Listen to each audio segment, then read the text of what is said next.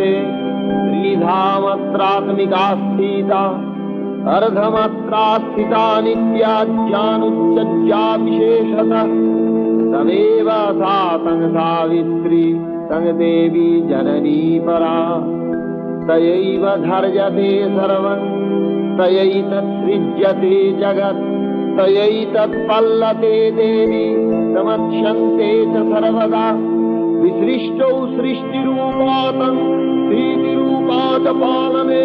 तथा संहृतिरूपान्ते जगतो स जगन्मये महाविद्या महामाया